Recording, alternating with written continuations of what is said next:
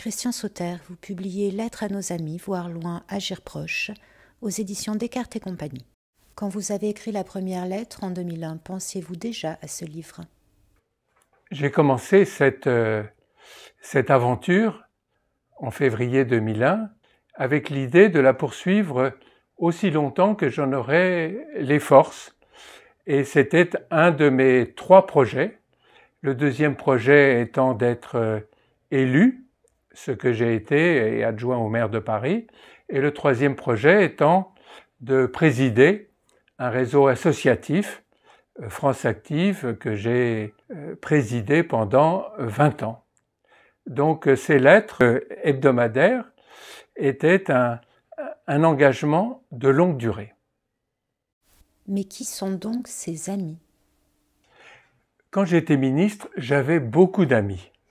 Mais dès que j'ai quitté le pouvoir, le nombre de ces amis s'est réduit à ceux avec lesquels j'avais un véritable lien de connivence, de joie partagée, de réflexion assumée ensemble. Et donc, ces amis qui sont d'origines diverses, qui sont de personnalités souvent très contrastées, eh bien, ces amis, au nombre d'environ 500, je me suis engagé à leur écrire chaque semaine une lettre sur un sujet d'actualité, qui peut être de l'actualité internationale, le Japon, la Chine, l'Europe, les États-Unis, qui peut être un sujet portant sur l'économie sociale et solidaire, ou sur la politique française, ou sur des initiatives prises sur le territoire pour améliorer la qualité de vie de nos concitoyens. Vos lettres ont la particularité d'aborder l'actualité selon différentes thématiques, ce qui permet une lecture non linéaire de votre livre. Ce qui me paraît important, c'est de rompre des cloisons.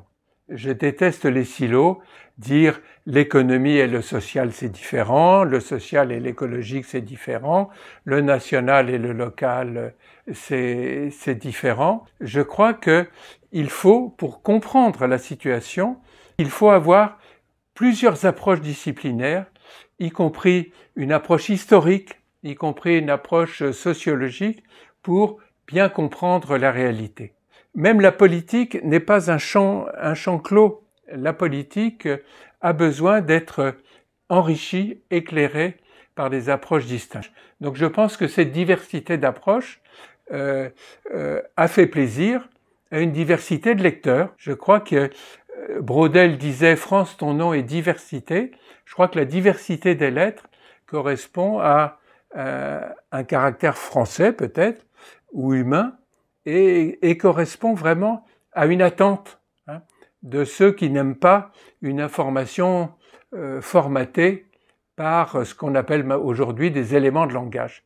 Je me suis carrément décalé pour essayer de regarder en honnête homme du XXIe siècle comment la société, l'économie, le monde évoluent. Le Japon revient incessamment au fil de ces 1000 lettres. Le Japon est pour moi, français, un pays très important parce que j'ai eu la chance d'y passer une année sabbatique quand j'étais économiste à l'INSEE et de découvrir une autre culture, une autre économie, une autre histoire, une autre société.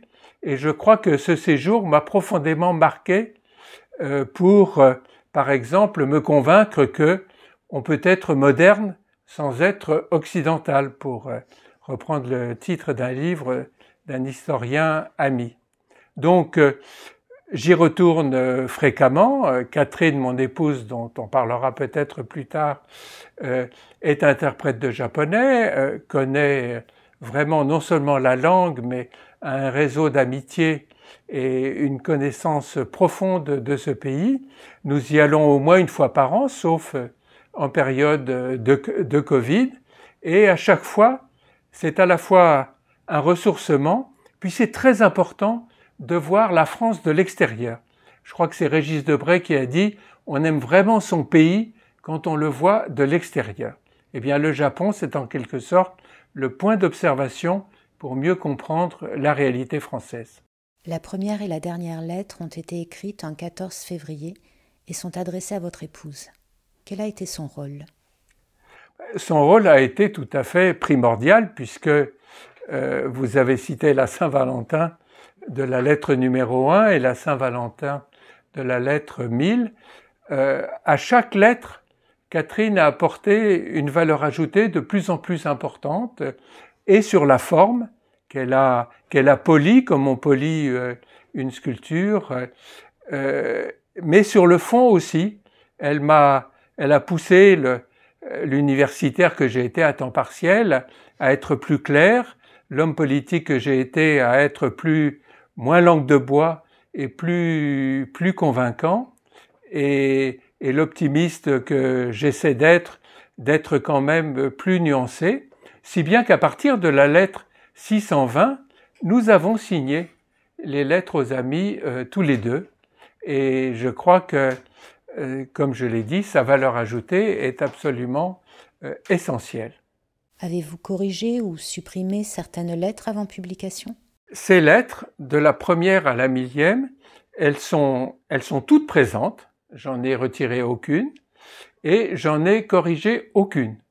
Parce que je crois que c'est un exercice d'honnêteté intellectuelle de publier les lettres telles qu'elles ont été envoyées à l'époque, même si, réflexion faite, je peux dire des choses inexactes, faire des pronostics pas tout à fait justes, mais aussi ça permet de voir que sur un certain nombre de sujets, comme par exemple le vieillissement du Japon ou la croissance de la Chine ou l'évolution de la social-démocratie en France ou le développement d'économie sociale et solidaire, je crois que j'ai fait des pronostics qui sont parfois et même souvent assez justes.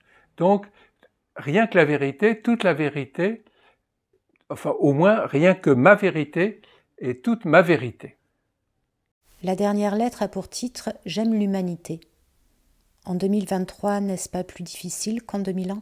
Ces lettres sont des lettres personnelles, donc ce sont des lettres subjectives. Et j'assume un biais optimiste que certains pourront trouver naïf ou utopique, qui peut-être peut rejoindre certains soucis des jeunes, dans cette situation tragique, de chercher ce qui pourrait aller mieux et ce qui va mieux.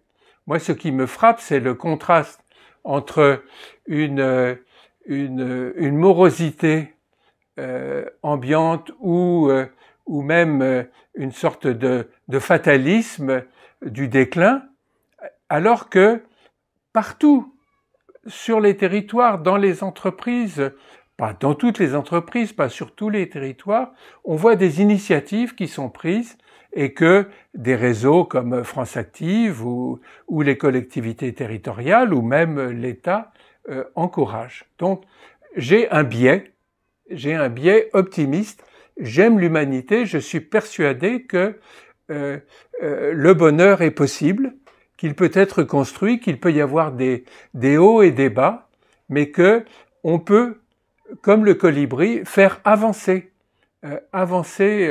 la capacité de tout le monde, sans discrimination, d'être respecté et, si possible, d'être heureux.